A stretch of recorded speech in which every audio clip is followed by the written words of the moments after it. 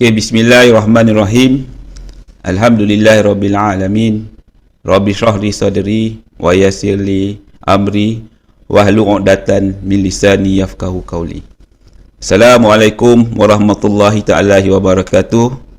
Salam perpaduan dan salam Universiti Watan. Yang berbagi Profesor Datuk, Profesor Madya, Doktor, para pensyarah, tuan-tuan dan puan-puan yang dirahmati Allah, insya-Allah.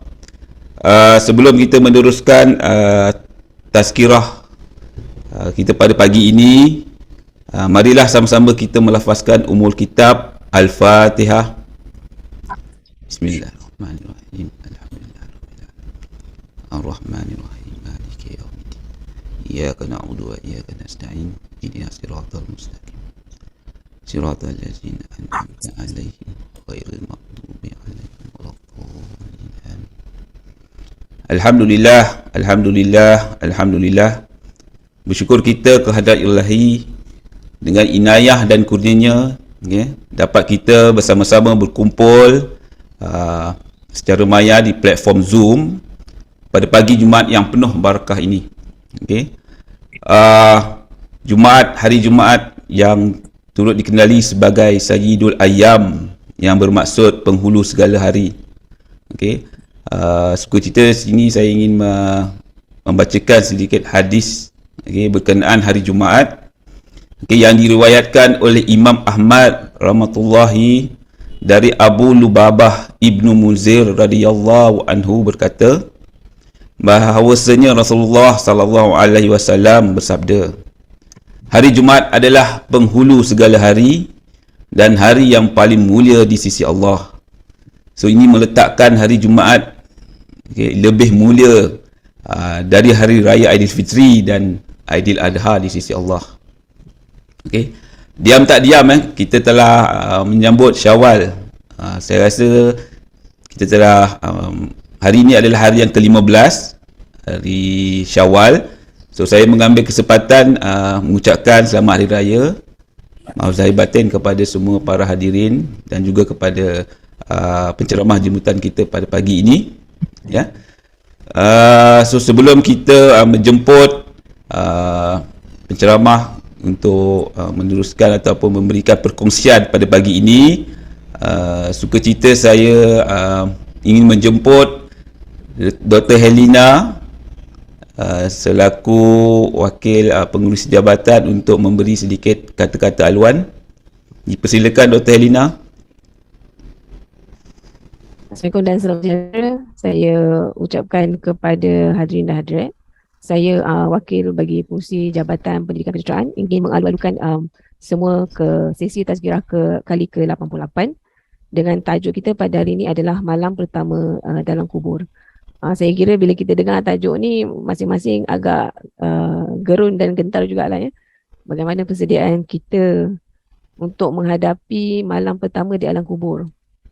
Kalau kat dunia ni, kalau kita nak pergi bercuti, semestinya kita akan book hotel, bilik untuk bermalam yang paling selesa, yang paling luas, yang sejuk, yang ada segala fasiliti ataupun kemudahan yang terbaik, yang berdekatan dengan tempat-tempat menarik dan sebagainya lah. Dan di dunia ni apa yang kita perlukan semestinya duit lah. Duit dan mungkin sedikit kajian di mana tempat yang kita nak bercuti tu. Tapi di alam kubur ni, pada masa tu duit ni dah tak ada nilai. Walaupun kita ada berjuta sekalipun, belum tentu kita dapat book ataupun menempah kubur yang terbaik untuk kita lah. Jadi mungkin hari ni Syekh Umar akan menerangkan dengan lebih lanjut lah sebenarnya apa persediaan yang kita boleh lakukan untuk mendapatkan bilik yang paling selesa ataupun itulah alam kubur tu sendiri yang terbaik untuk kita. Dan seterusnya bila kita berpenat di dunia ni, kita juga dapat orang kata menikmati penat lelah kita dunia tu di alam kubur dan seterusnya di akhirat kelak. Alhamdulillah kita beruntung sebab Syekh Umar sudi untuk berada bersama kita sekali lagi pada hari ini jazakallah Syekh atas masa yang diberikan hari ini. Jadi tanpa melengahkan masa, saya menyerahkan kembali kepada moderator dan saya berharap sesi perkongsian pada hari ini akan menjadi bekalan kepada semua hadirin-hadirat sekalian untuk masa akan datang. Terima kasih. Assalamualaikum. Assalamualaikum warahmatullahi wabarakatuh. Terima kasih Dr. Halina untuk kata-kata haluan. Betul Dr. Halina, kita sebagai manusia tak boleh menempah kubur mana yang kita nak masuk. Dan dia mengingatkan saya kepada satu sketsa dalam Bujang Lapuk. Okay, kalau ingat lagi ada Sudin, okay, arwah Allah yarham Aziz Sata. Okay, dia bergurau dengan Allah yarham Samsudin berkenaan kubur. Saiz dia 2x7. Okay, itulah. Apa yang penting, kita perlu sedaya upaya untuk mendapatkan ataupun mengumpul bekalan sebelum kita menempuh alam kubur dan seterusnya alam akhirat. Okey, sebelum saya menjemput penceramah kita pada pagi ini, Dr. Syekh Omar Kalash Al-Husaini, izinkan saya membaca sedikit latar belakang mengenai Dr. Syekh Omar. Okey, Dr. Syekh Omar merupakan graduan Universiti Islam Antarabangsa UIA, okey, dan beliau juga adalah graduan universiti di kalau tak salah saya di Beirut, Lebanon. Betul Dr. Syekh Omar? Ya, betul. Ya, okey. Dan sekarang bertugas ataupun bertindak sebagai penasihat Baitul Sasah, okey, sebuah pusat pengajian Islam yang terletak di Kota Damansara, Kuala Lumpur. Okey. Dan ini yang merupakan kali kedua, seperti yang Dr. Helina telah maklumkan tadi, adalah kali kedua Dr. Syekh Omar terlibat ataupun memberi bertindak sebagai penceramah untuk sesi tazkirah FKAB. Untuk makluman semua, kali pertama Dr. Syekh Omar bersama-sama kita dalam sesi tazkirah adalah pada 11 November 2022. Pada ketika itu Dr. Syekh Omar memberikan perkongsian mengenai Sultan Alaidin Sulaiman Shah, yang itu merupakan seorang pemimpin dan pejuang agung di dalam sejarah Islam. Okey, so tanpa melengahkan masa, saya menjemput yang berbahagia Dr. Syekh Omar Kalash Al-Husaini untuk menyampaikan ceramah beliau yang bertajuk Malam Pertama di Alam Kubur. Okey, dipersilakan Dr. Syekh Omar. Barakallahu fiik. Assalamualaikum warahmatullahi taala. Assalamualaikum warahmatullahi taala wabarakatuh. Waalaikumsalam warahmatullahi. Boleh dengar? Boleh dengar Doktor. Bismillahirrahmanirrahim. Alhamdulillahi rabbil alamin. Wa afdalus salati wa atammut taslimi ala sayyidina Muhammad wa ala alihi wa sahbihi at-tayyibin at-tahirin. Allahumma la sahla illa ma ja'altahu sahla wa anta taj'alul hazna ya rabbana idha syi'ta sahla. Allahumma 'allimna ma jahilna wa dhakkirna ma nasina wa zidna 'ilman waghfir lana warhamna ya akramal akramin. Allahumma ij'alna minal ladzina yastami'una al-qawla fayattabi'una ahsana. Amma ba'du, terima kasih banyak kepada doktor, moderator, dan terima kasih banyak kepada semua staff dan para doktor, profesor yang masuk ikut tazkirah kita pada pagi ini, pagi Jumaat yang penuh dengan barakah. Semoga Allah Subhanahu wa taala menjadikan kita di antara mereka yang mendengar ilmu agama dan beramal dengan ilmu yang mereka mempelajarinya. Amma ba'd, Allah Subhanahu wa taala telah berfirman dalam Al-Quran Al-Karim. Bismillahirrahmanirrahim. An-naru yu'raduna 'alayha ghuduwan wa 'ashiyya ويوم تقوم الساعة أدخلوا آل فرعون أشد العذاب. Sadaqallahul Aliyyul Azim. Ayat ini difahami daripadanya bahawasanya orang-orang kafir apabila mereka berada dalam kubur akan dipertunjukkan kepada mereka tempat-tempat mereka dalam api neraka. Setiap hari 2 kali akan dipertunjukkan kepada mereka. Allah berfirman, wa yawma taqumus sa'ah, dan apabila datangnya hari kiamat, adkhilu ala fir'auna ashaddal azab. Allah Ta'ala menyuruh para malaikat untuk masukkan Fir'aun dan pengikut-pengikutnya, orang-orang kafir, ke dalam azab yang paling pedih, ke dalam api neraka.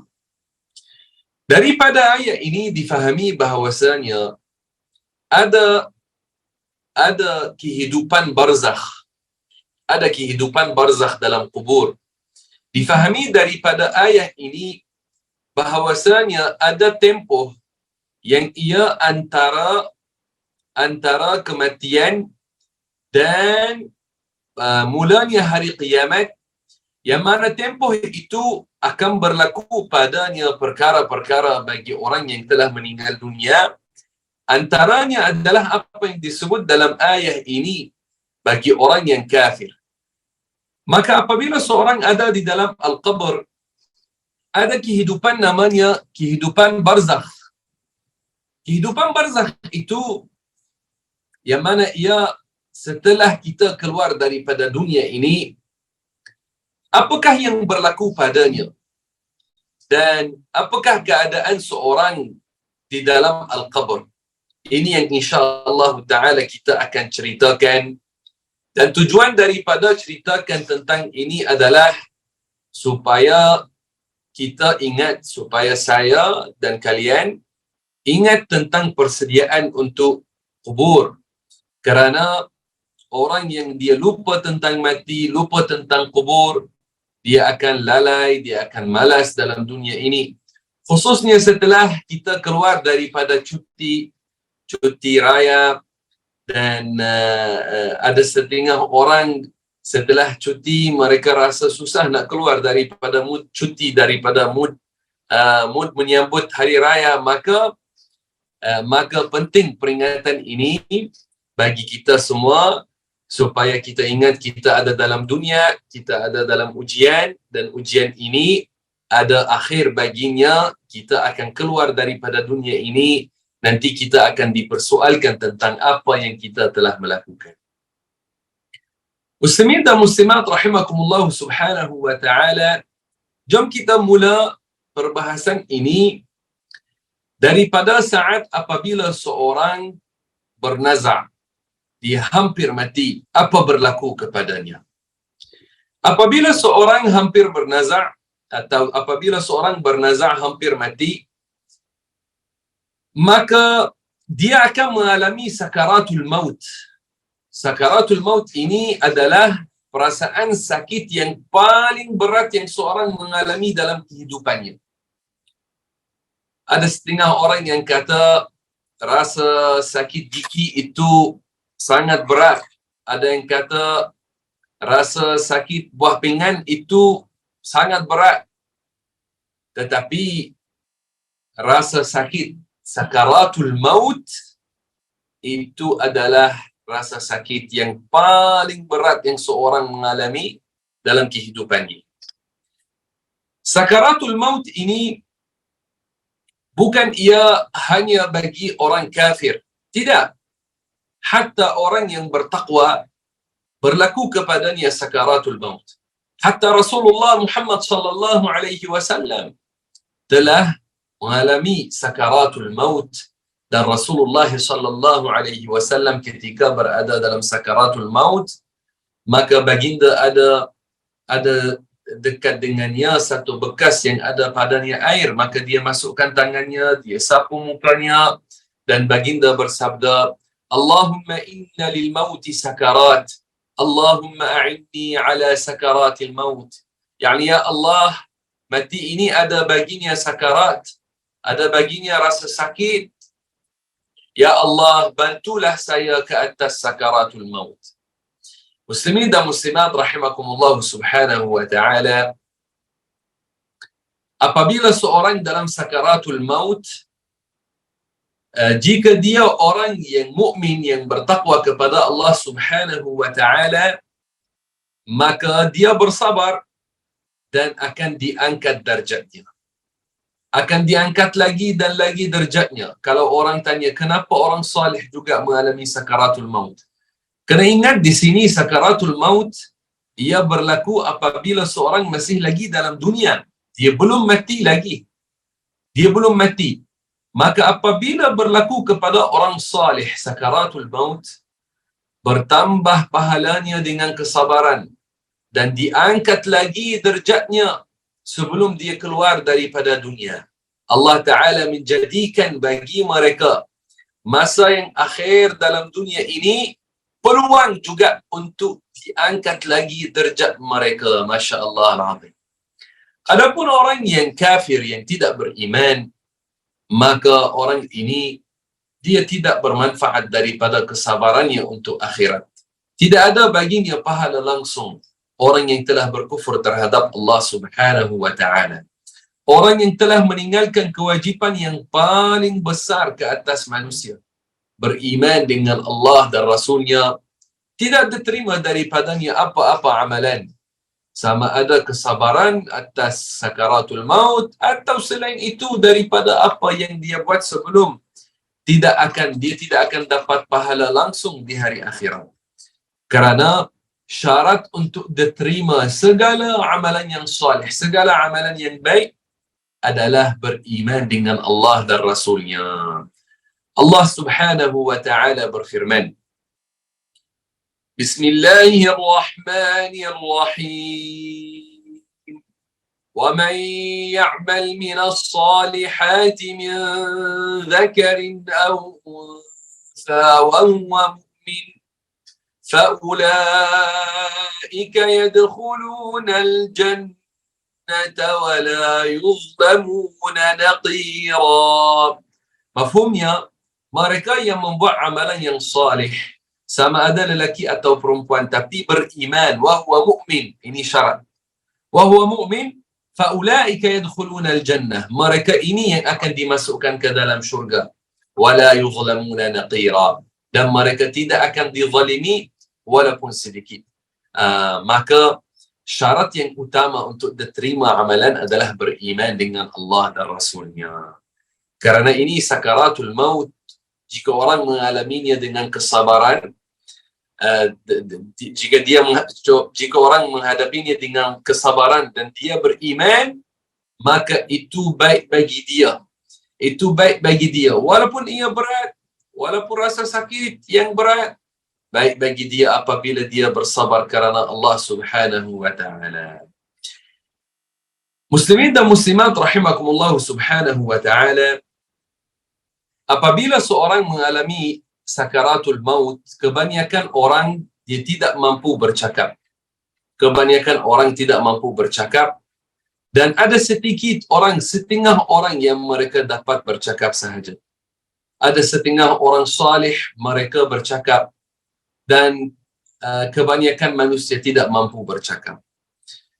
Orang yang salih, apabila dia dalam keadaan itu, datang kepadanya para malaikatul rahmah. Malaikatul rahmah datang kepadanya. Allah Ta'ala berfirman, Innal ladhina qalu Rabbuna Allahu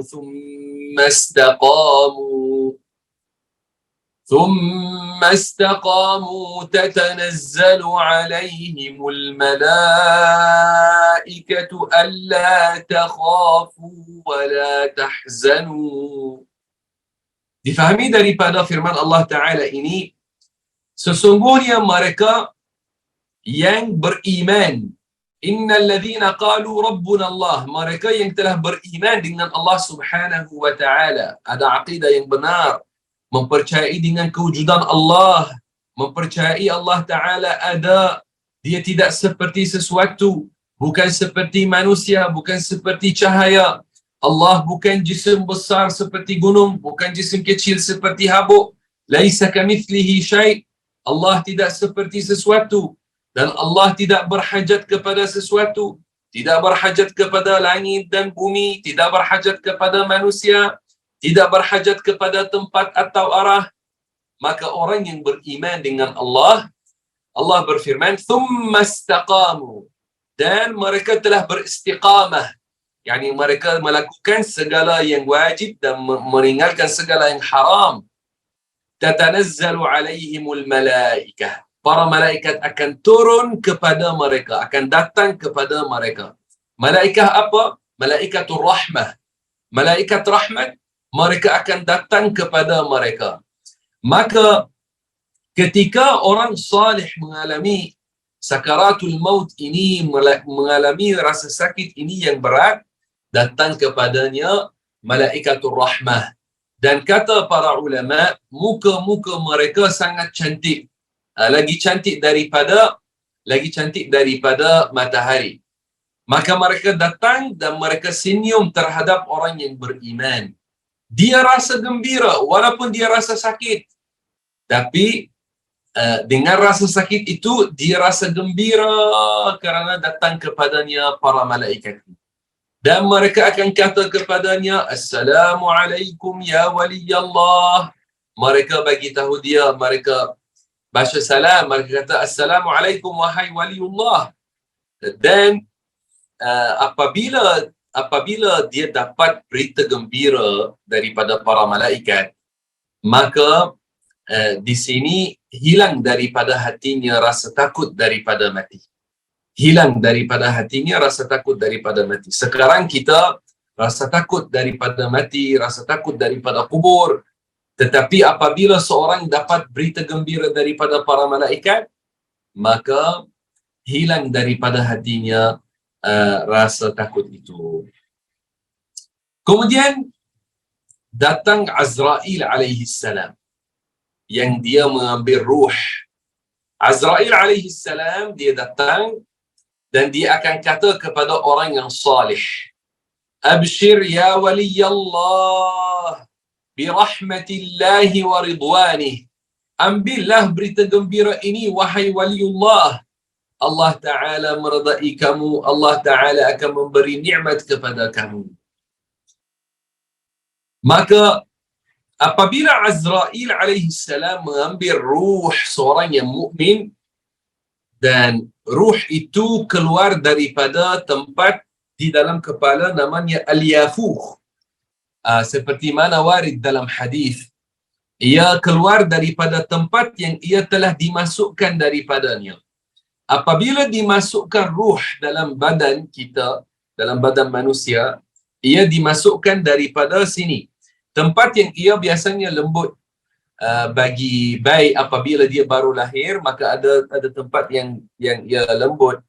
Maka tempat itu adalah tempat yang dinamakan al-yafuh. Dari sana ruh akan keluar. Ia telah dimasukkan dari sana dan dari sana ia dikeluarkan. Dan kerana ini apabila orang mati, kita melihat dua matanya akan ke atas, kerana Rasulullah sallallahu alaihi wasallam telah bersabda yang mafhumnya apabila ruh dikeluarkan maka penglihatan akan ikutnya. Maka orang akan dapat dua matanya ke atas kerana dia melihat ke atas apabila keluar ruh. Maka apabila keluarnya ruh, Azrail alaihi salam terus serta-merta akan serahkannya kepada setengah para malaikat yang lain. Ia tidak akan kekal bersama Azrail. Dia akan baginya kepada setengah para malaikat, maka mereka akan membawa ruh ini ke pintu langit yang pertama. Di sana penjaga pintu langit yang pertama daripada para malaikat, mereka dapat bau yang harum. Mereka tanya, "Ini adalah ruh siapa?" Maka para malaikat yang membawanya, mereka kata, "Ini ruh fulan bin fulan." maka mereka membuka pintu langit kepadanya dan dia dimasukkan, dan para malaikat akan mengalu-alukan kedatangannya ke langit. Dia orang yang bertakwa. Mereka akan mengalu-alukannya seperti mana pengantin baru dialu-alukan. Dan dia akan masuk ke langit yang kedua. Juga para malaikat di langit yang kedua mengalu-alukannya. Dalam setiap langit dialu-alukan oleh para malaikat sampai ke langit yang ketujuh. Dan di sana akan dicatat namanya akan dicatat namanya bersama nama-nama orang yang beriman. Dia akan dicatat namanya di sana. Akan sampai ke tempat namanya Illiyun. Maka di sana dicatat namanya. Kemudian ruhnya akan turun. Ruhnya akan turun. Akan turun ke tempat yang ada padanya jenazah. Dan ruh mampu melihat apa yang berlaku sekitar jenazah. Yakni dia melihat siapa yang menangis. Ia melihat apabila jenazah dimandikan, apabila dikafankan, dan apabila jenazah dibawa ke atas bahu-bahu untuk dikebumikan, ruh akan berada atas keranda, akan ada atas jenazah. Ruh akan berada atas jenazah. Ruh orang yang mukmin yang bertakwa, kerana sudah dapat berita gembira, apabila dibawa menuju ke tanah kubur, ia akan kata, Qaddimuni, qaddimuni. Apa makna qaddimuni, qaddimuni? Yani bawalah saya dengan cepat, bawalah saya dengan cepat. Dia sudah dapat berita gembira dan dia mahu dapat nikmat dalam kubur. Maka dia mahu masuk dalam kubur. Dia suka mahu masuk dalam kubur. Orang yang bertakwa, apabila dia keluar daripada dunia, dia tidak suka kembali kepadanya. Tidak suka kembali kepada dunia langsung, walaupun akan diberi dunia semuanya. Warid dalam hadis yang mafhumnya, tiada seorang hamba yang ada baginya kebaikan di akhirat, yang mana orang-orang yang bertakwa kepada Allah Subhanahu wa taala, yang ada bagi mereka nikmat, mereka tidak suka untuk dikembalikan kepada dunia, walaupun akan diberi kepada mereka dunia dan apa yang ada padanya, melainkan orang syahid perang. Orang syahid perang, dia suka dikembalikan. Kenapa? Kerana apa yang dia melihat daripada pahala mati syahid perang, dia suka untuk dikembalikan supaya dia dibunuh sekali lagi, kerana besarnya pahala orang yang mati syahid perang. Maka apabila sampai ke tanah perkuburan dan jenazah diletakkan dalam kubur, apabila tanah dikembalikan ke atas si mati, ruh akan kembali, ruh akan masuk, ruh akan kembali, akan masuk. Rasulullah sallallahu alaihi wasallam telah bersabda yang mafhumnya, apabila si mati diletakkan dalam kubur dan ahli keluarganya balik, maka dia akan mendengar bunyi langkah-langkah mereka. Dia mendengar bunyi langkah-langkah mereka. Apa makna ini? Maknanya ruh akan kembali dan akalnya juga kembali. Dia tahu dirinya ada dalam kubur. Dia tahu bahawasanya ahli keluarganya, mereka telah mengkebumikannya dan mereka sedang balik. Dia tahu. Maka apabila seorang dimasukkan dalam kubur, ruh akan masuk balik. Dan ada kehidupan namanya al-hayatul barzakhiyah, kehidupan barzakh. Kehidupan barzakh. Kehidupan barzakh ini bukan seperti kehidupan ini dari sudut kita makan dan minum padanya dan ini.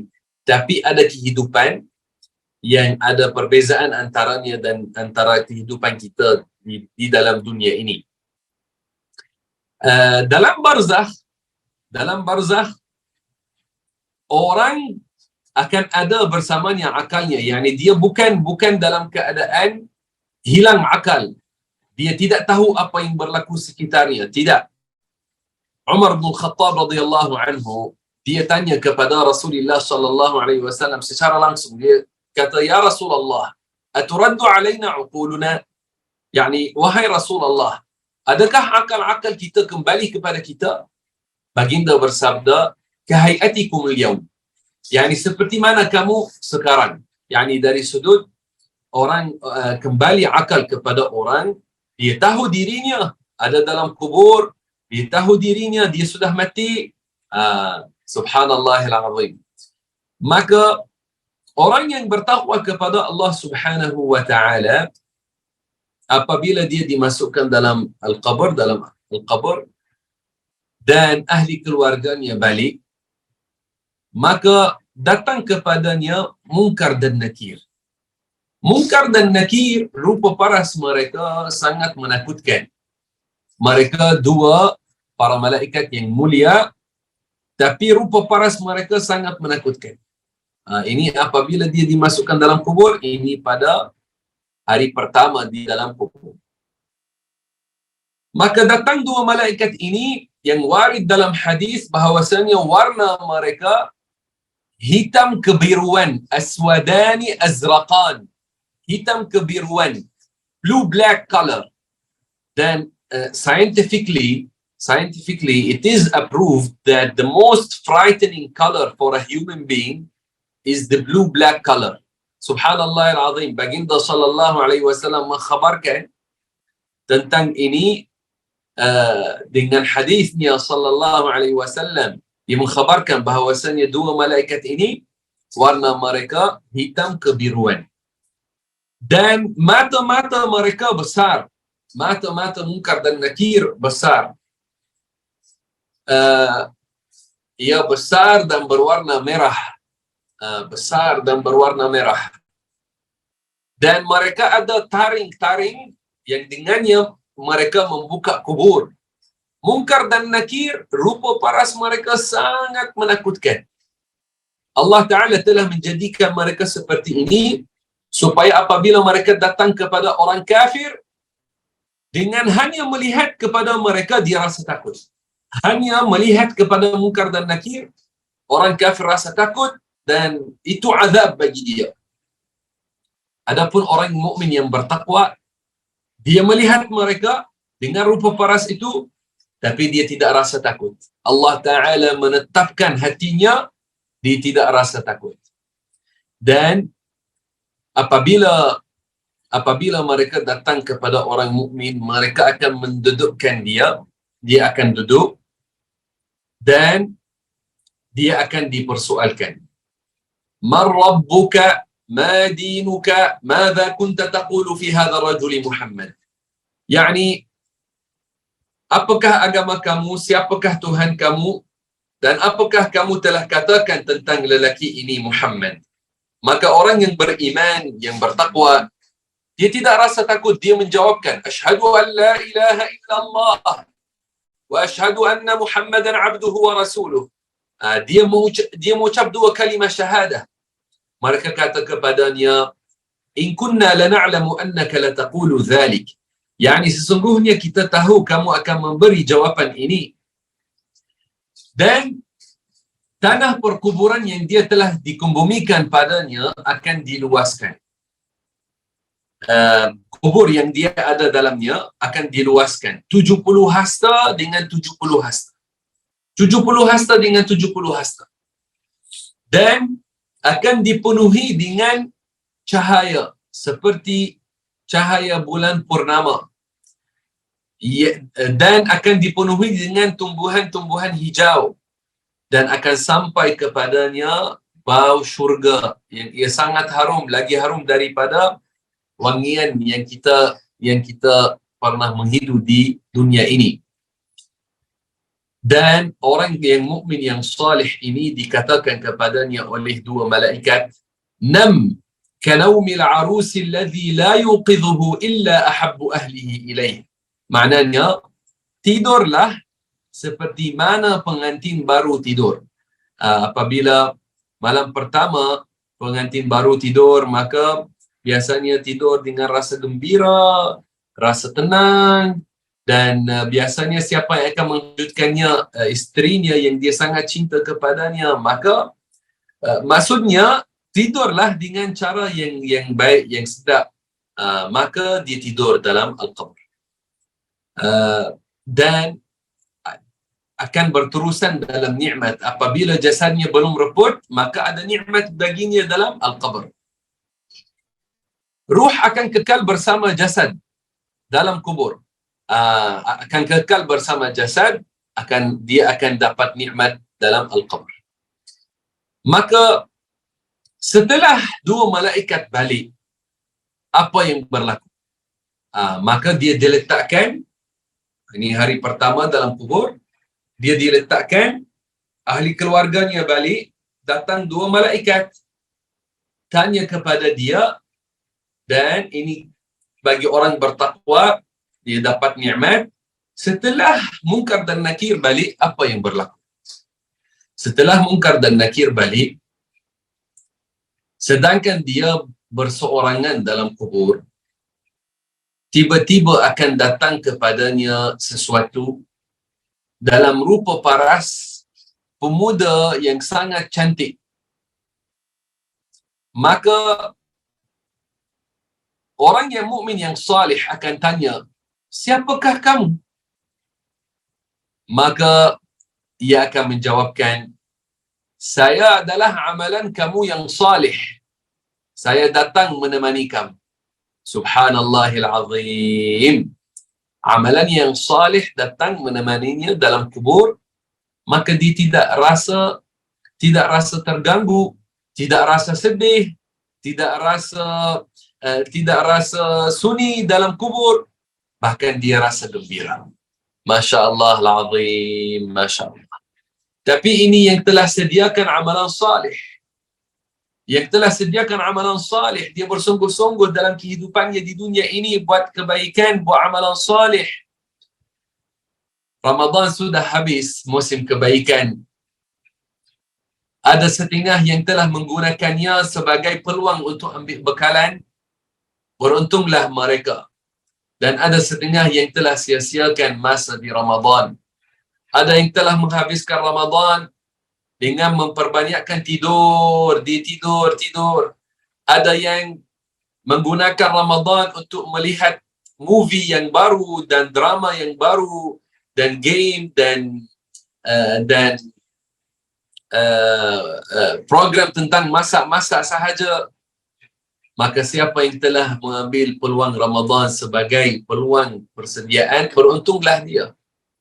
Dan sebenarnya kegembiraan kita di Syawal dengan hari raya, kenapa orang gembira? Kenapa kita gembira dengan Syawal? Gembira dengan amalan salih yang Allah Ta'ala telah kurniakan di bulan Ramadan. Itu makna kegembiraan di awal Syawal. Kerana amalan salih itu yang jadi teman bagi kita apabila kita dalam kubur. Kerana ini kita gembira. Tengok kegembiraan hari raya ini yang besar yang kita buat. Apa makna daripadanya? Kita gembira kenapa? Dengan apa? Dengan amalan yang salih. Maka orang yang mahu dirinya gembira dalam al-qabr, mahu dirinya gembira apabila dia keluar daripada dunia ini, dia kena memperbanyakkan amalan salih. Tetapi amalan salih itu supaya ia diterima, supaya ia sah, perlu kepada ilmu agama. Seorang yang dia beramal tanpa ilmu, maka bagaimana dia pastikan amalannya dibuat dengan cara yang betul, yang diterima oleh Allah. Ada setengah orang disangka dirinya membuat kebaikan dan mempersediakan dirinya, tapi sebenarnya apa yang dia buat tidak diterima karena dia membuatnya dengan kejahilan. Wajib ke atas setiap orang mukallaf mempelajari sebahagian daripada ilmu agama, namanya ilmu fardu ain. yang mana ilmu fardu ain ini Rasulullah sallallahu alaihi wasallam bersabda tentangnya, talabul ilmi fariidatun ala kulli muslim. Yani menuntut ilmu agama kadar yang ia fardu ain wajib ke atas setiap orang mukallaf muslim dan muslimah.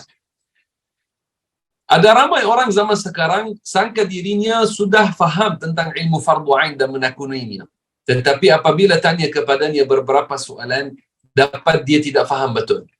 Ilmu fardu ain dengannya seorang tahu bagaimana melaksanakan solat dengan cara betul, dengan membuat segala rukun, membuat segala syarat, dengan menjauhi segala yang membatalkan.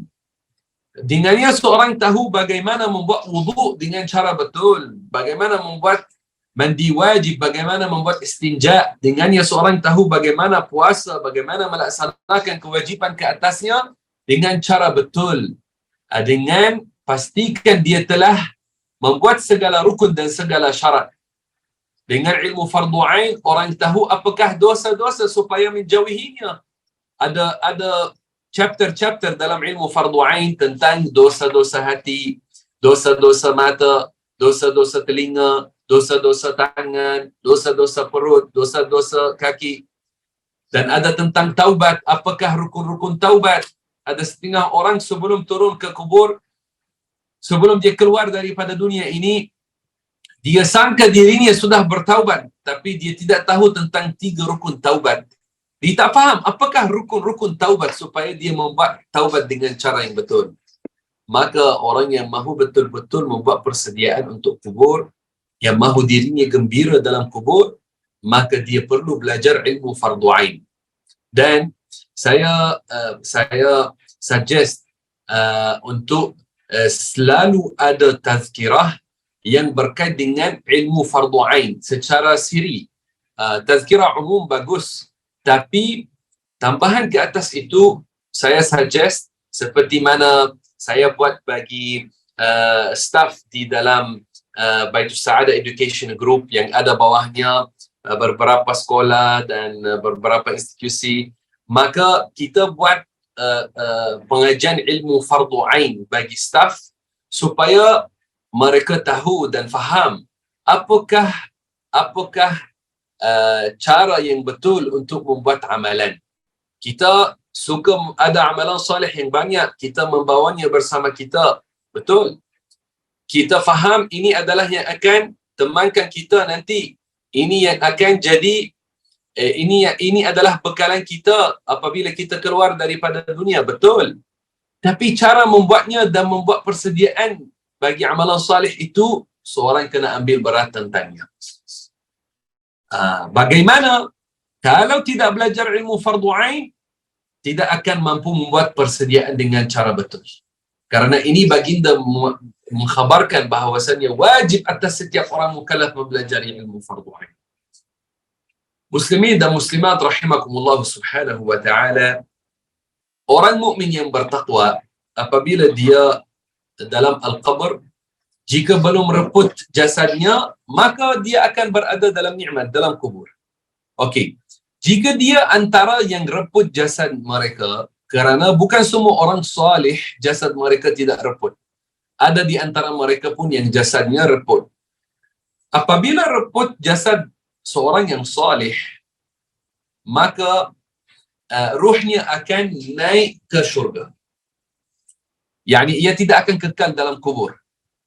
Jika sudah reput jasadnya, ruhnya naik ke syurga dan di sana dia akan dapat nikmat di dalam syurga. Sekarang jasad walaupun jasad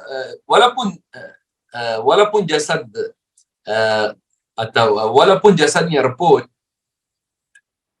akan kekal daripadanya satu tulang yang kecil namanya ajbuz zanab.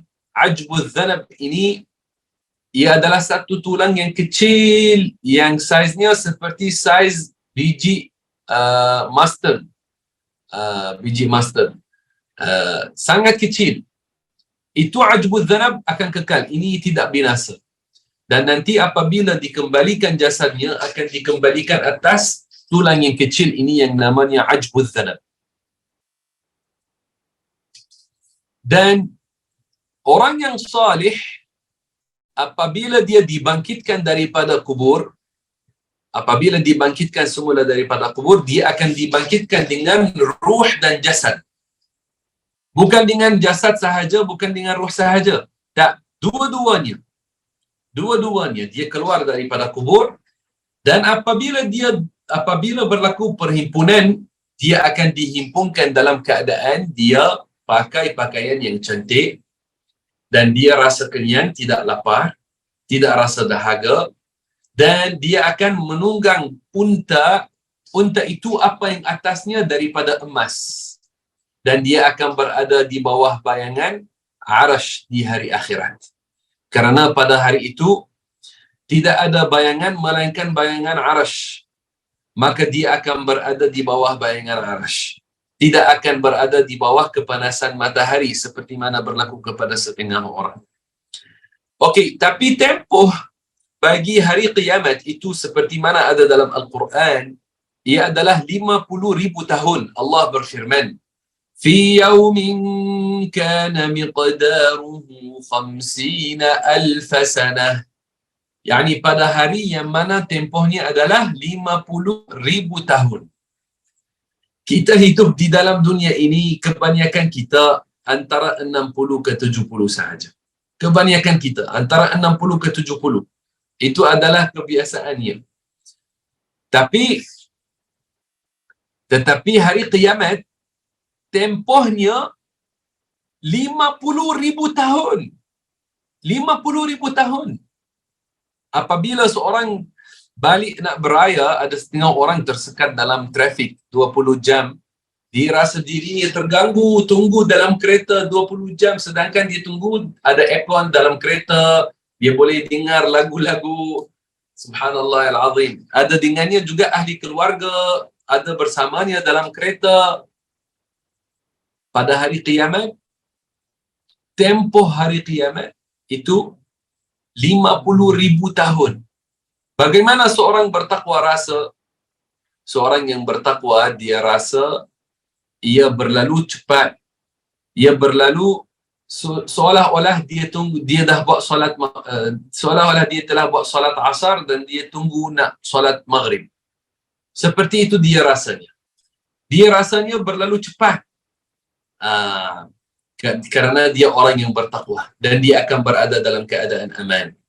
Dan nanti apabila dia nak lalu titian sirat, dia lalu dengan cepat, tidak akan rasa terganggu, dan dia dimasukkan dalam syurga dan kekal dalam syurga selama-lamanya. Ini bagi orang yang bertakwa. Kita belum cerita tentang orang kafir dan orang fasik. Orang yang kafir bukan seperti ini keadaannya. Bahkannya apabila dia bernazak, malaikat azab datang kepadanya, pukul dia, dan apabila keluar ruhnya akan dibawa ke Sijin, tempat di bumi yang ketujuh. Dan nanti apabila dia diletakkan dalam kubur, dia dipersoalkan, dia akan dipukul oleh para malaikat, dan dia akan dihimpitkan dalam kuburnya sampai tulang rusuknya yang kanan masuk dalam tulang rusuknya yang kiri, dan dia akan kekal dalam azab. Apabila jasadnya reput, akan dibawa ruhnya ke Sijin, tempat di bumi yang ketujuh, dan dia akan diazabkan di sana. Dan di akhirat dia akan dibangkitkan dan dia akan ditarik ke atas mukanya, malaikat tariknya ke atas mukanya. Dia akan berada dalam keadaan lapar, dalam keadaan sedih, dan dia tidak mampu berjalan atas titian sirat. Dia akan jatuh ke dalam api neraka dan akan kekal dalam api neraka selama-lamanya. Adapun orang Muslim yang fasik, yang telah melakukan dosa-dosa besar dan mati tanpa bertaubat, maka ada setengah daripada mereka yang diampunkan dan ada setengah yang diazabkan. Ada setengah yang diazabkan dalam kubur, setengah orang Muslim fasik yang mati tanpa taubat. Dia melakukan dosa-dosa besar, mati tanpa taubat. Ada yang diazabkan dan ada yang diampunkan. Ada setengah orang Muslim fasik pernah dilihat asap keluar daripada kubur mereka. Orang yang membuat riba dan zalim. Tapi tak ada masa untuk kita nak ceritakan kisahnya. Ada setengah orang yang mana yang meninggalkan salat pernah dilihat tanda-tanda azab ke atas mereka, ke atas bagi kubur mereka. Subhanallahil azim.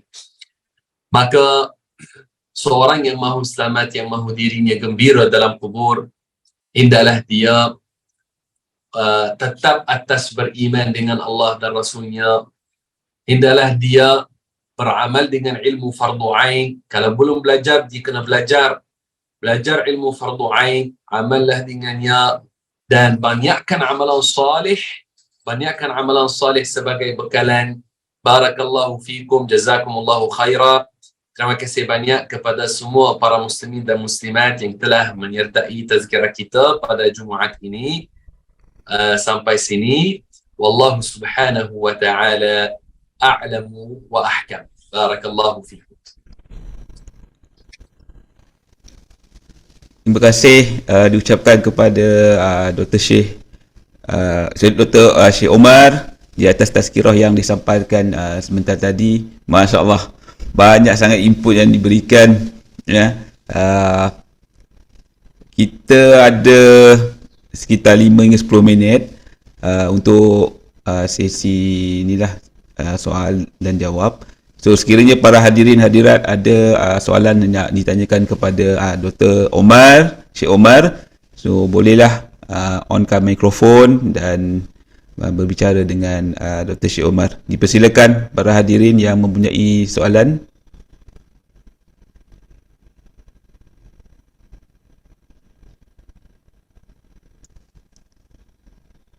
Ada soalan daripada para hadirin?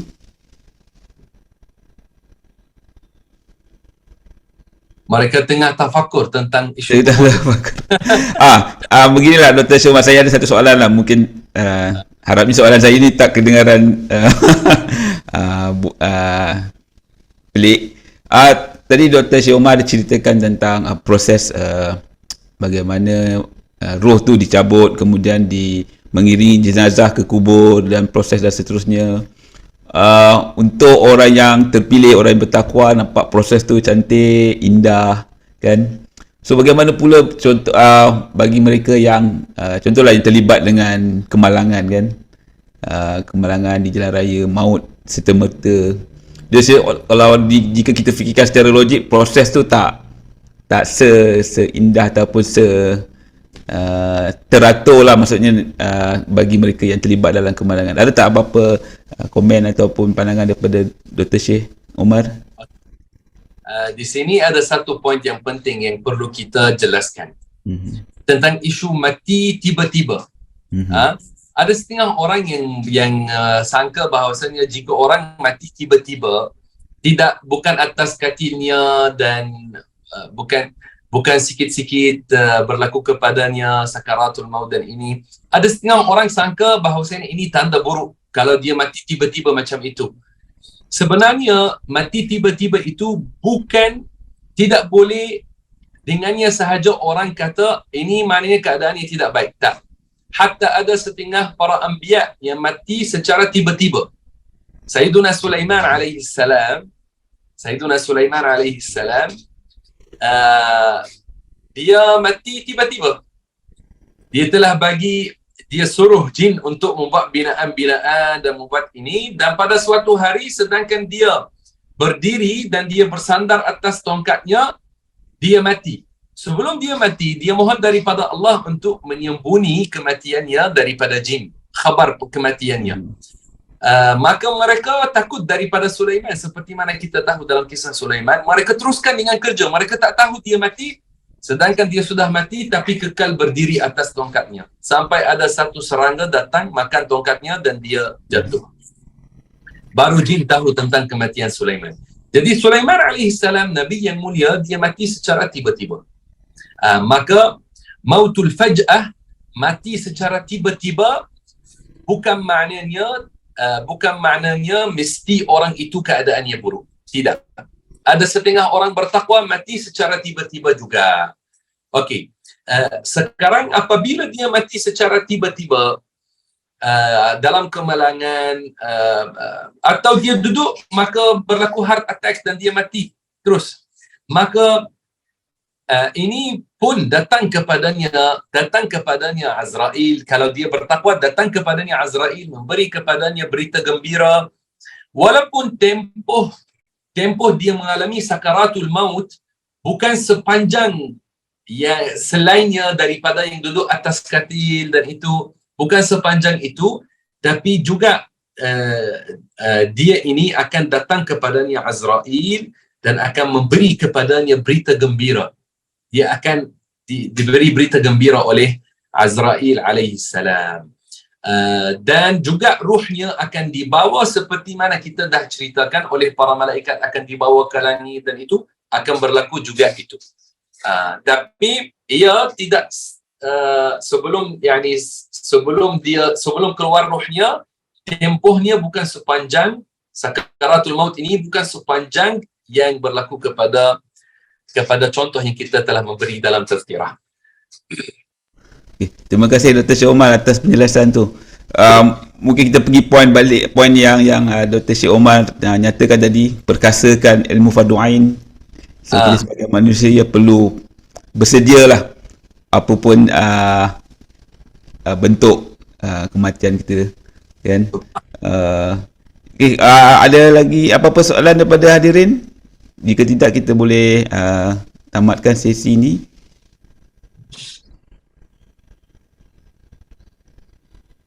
Okay. So saya rasa tak ada lagi apa-apa soalan daripada warga UKM ataupun para hadirin. So sekali lagi saya ada soalan daripada Azim, Dr. Azim ataupun Cik Azim. Boleh saya bacakan Dr. Syed Omar? Ya. Okey, soalan dia berbunyi begini. Benarkah ada pendapat yang mengatakan roh orang-orang yang terpilih dibenarkan untuk pulang menziarahi keluarga pada bulan Ramadan?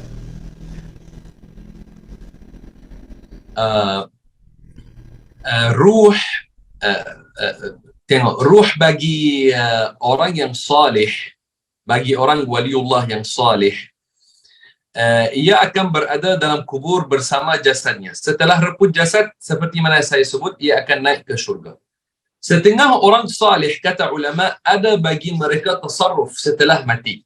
Yani boleh jadi bahawasanya ruh setengah orang salih dengan izin Allah pergi ke satu tempat, tapi ke mana ia pergi dan apa yang apakah berlaku, Allahu a'lam. Tapi adakah ia kembali pada bulan Ramadan kekal bersama ahli keluarga? Ini saya tidak baca dalam hadis Rasulullah sallallahu alaihi wasallam, tapi ada setengah orang salih yang bertakwa yang mana ruh mereka ada tasarruf setelah mati. Tasarruf maknanya ia akan pergi ke setengah tempat setelah mati. Itu kadar yang kita boleh jawabkan. Okey, terima kasih atas penjelasan tersebut. Okey, ada lagi soalan? Jam telah menunjukkan 9.35. Okey, kalau tak ada apa-apa soalan, sekali lagi Dr. Syed Omar, terima kasih kerana memenuhi jemputan pihak FKAB dan juga atas perkongsian ilmu. InsyaAllah untuk sesi yang akan datang, mungkin kita boleh rancang satu sesi berkenaan dengan fardu ain tadi. Dr. Syed Omar menarik. Ya. Saya sendiri, saya secara personal memang teruja lah. Ya, betul. Okey. Sebentar lagi pihak Urustia akan paparkan QR code kehadiran.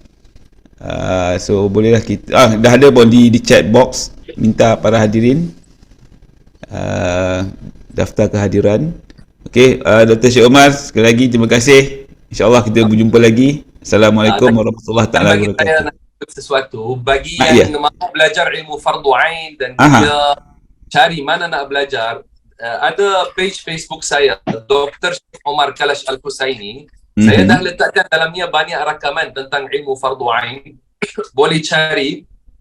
Ada siri tentang syarahan ilmu fardu ain di sana. Jadi orang dalam masa lapang boleh buka dan mendengar syarahan. Barakallahu fikum. Baik. Terima kasih banyak. Waalaikumsalam warahmatullahi. Kita ambil ni gambar Dr. Syah Umar. 3, 1, 2, 3, senyum.